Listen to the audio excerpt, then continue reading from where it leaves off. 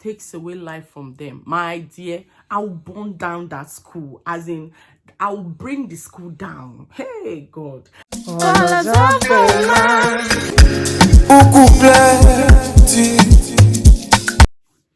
Hello guys, welcome to my channel. If this is your first time on clicking on my video, please do well to just help me hit the subscribe button. It's somewhere down below and it's absolutely free.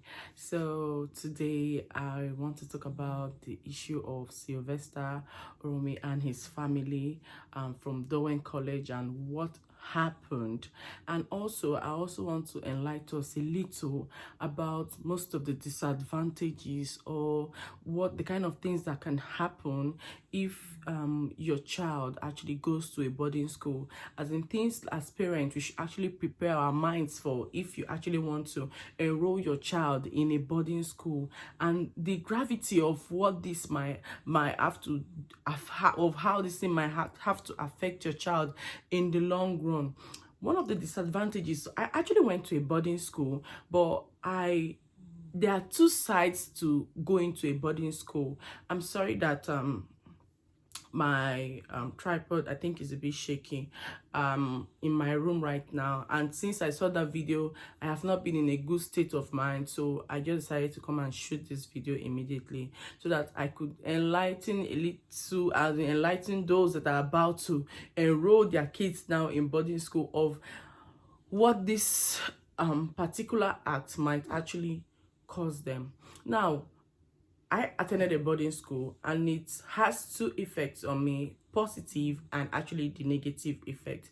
But I don't want to talk about anything positive right now because we're talking about a child that just lost a 12-year-old child that just lost his life because of bullying.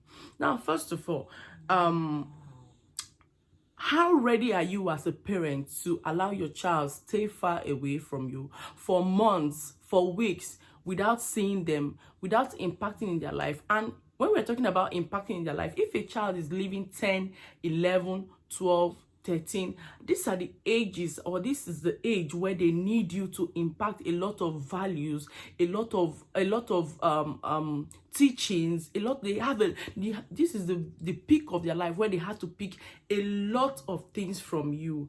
And now you're sending them off to the boarding school.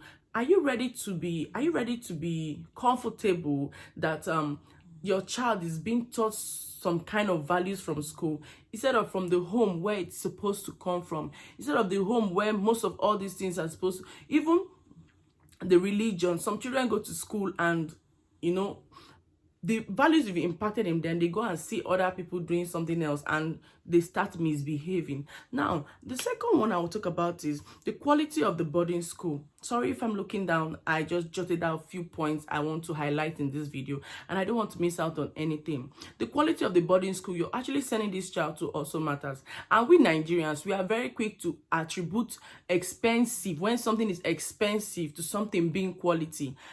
That is not the case here. Now, this is a school paying over 1 million naira and you're having to experience this kind of issue.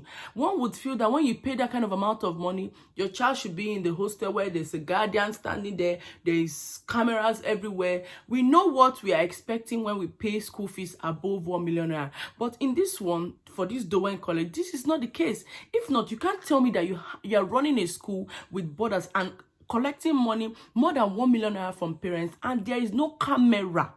There is no camera in the boys' hostel, no camera in the girls' hostel. There is nobody, there's no sort of security that is going to come out and really explain or show me evidence of what really went down in my school.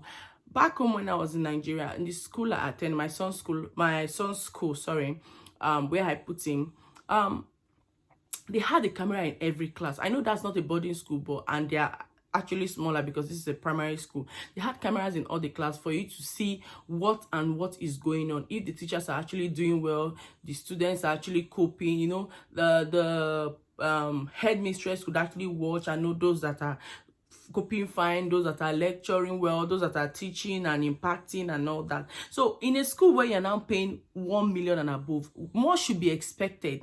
Like, the welfare of these kids should be the paramount concern of these school people. Now, that is another lapse on Dowen College. Now, we have talked about the quality of boarding school. We're going to talk about comfortability of these children. Now, before you put them in the hostel, have you, after the first, okay, let's say you put them in the hostel for the GS1, have you called your child to ask, are you comfortable being in the boarding school? They have choices. From 12, 13, 14, these kids start having choices. So you should ask, are you comfortable being there? How do you find the environment? Do you communicate with these children? Are they comfortable? Do they want to be there? You don't force a child to be in a hostel that he doesn't want to be in. Some people see it as you don't want to be independent, because you want to stay at home, lazy about, you want the maids to wash your clothes, you don't want to go where you actually attend to your laundry, you want to do it. But sometimes this can save us a lot of trauma. It will save us an everlasting trauma that we will not believe. So sometimes it's good to sit these kids down. Are you comfortable in this school? Are you comfortable with your classmates? Are you comfortable with your teachers?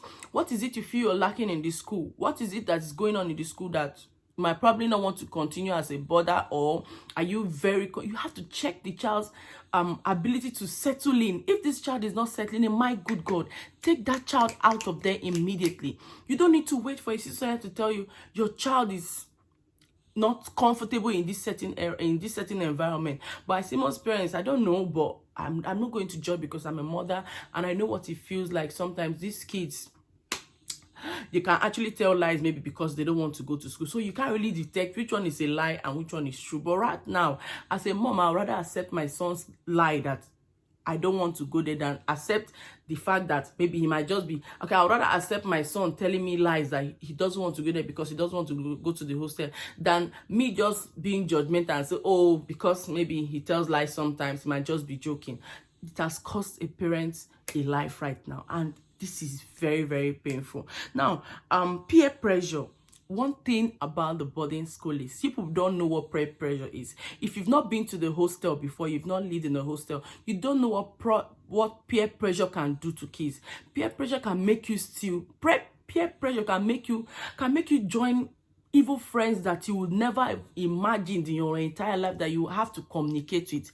Peer pressure can make you do what you don't want to do. You think those 4 boys or 5 boys that came up now to do this thing all planned it, just sat down and planned it? Somebody instigated it, and the other 3 or 4 would have said, no, I can't do that, I'm sorry, I have my classes to catch up with, I have my books to read, my mom won't find it funny if she hears this. But these days kids, they don't have strong willpower. Once they call them, oh yeah, let's go and beat up Ike, or let's go and beat up Emeka, you see them, all of them gang up to go and beat up somebody else's child. They don't remember the implications, although deep down some of them have this conscience back home, like, this I'm doing is not right to him. But they're like, what will my friend David say now if I back out from this deal now? What will David say now if I tell him now that I cannot go? What will this person say now if I say I cannot go and do this thing with him? They'll not look at me like I'm a Jew boy, maybe small boy, you know, that kind of thing, and I'm a mommy's boy and I'm afraid. So you see them doing things they really don't want to do. Peer pressure is more in the boarding school. Peer pressure is another thing that worries in the boarding school. Now,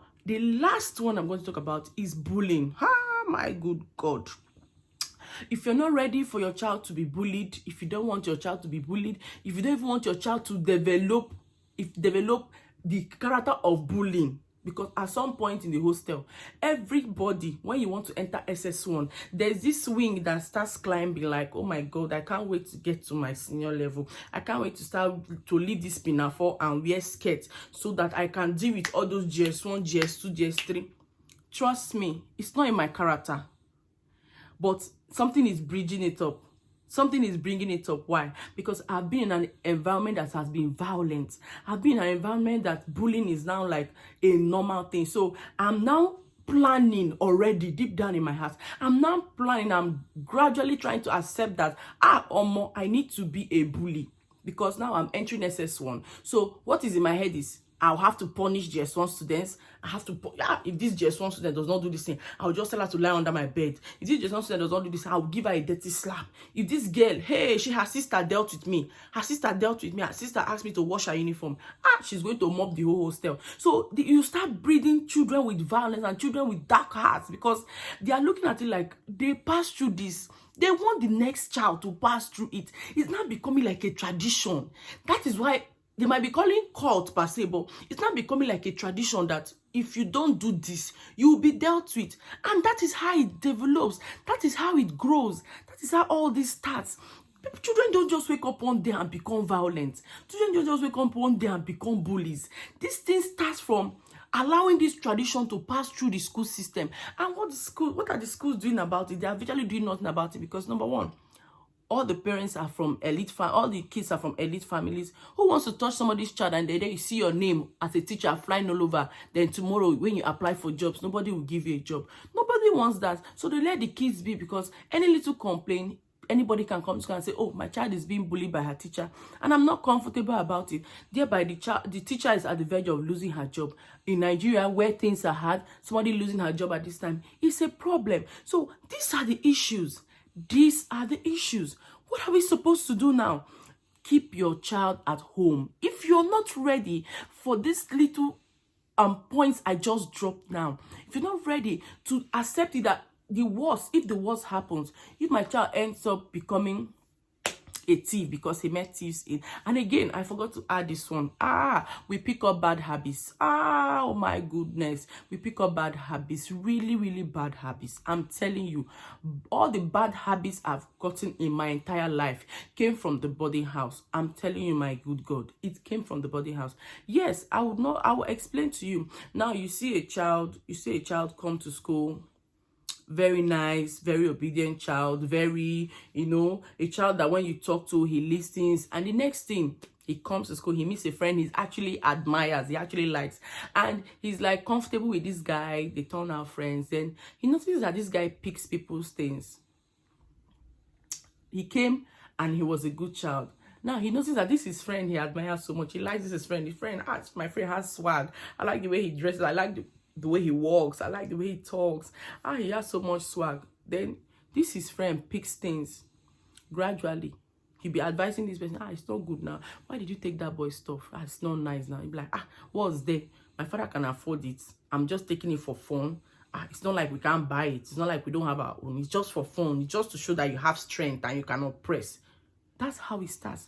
Before you know, this child that came to this school as a holier than thou now starts picking people's things. He gets home and the mother notices new character. She keep 500 naira. Before you know, you will not see your 500 naira again. You'll be wondering that, it's not my son. My son can never steal. My son will never do this. My dear, you're in for a shocker. Your son, he don't do remain. He don't do remain. So if you're not ready as a parent, if you're not ready to accept these things as something that might actually pop up in the life of your child and might leave an everlasting trademark in that child's life, I think you should just keep these children at home. Let them stay home or go from home to school, because the boarding house in this generation, the boarding house we attended in our own time, it's not the same anymore. Even if there were also similar issues like this, but we didn't do it with so much darkness in our hearts and so much wickedness. There was no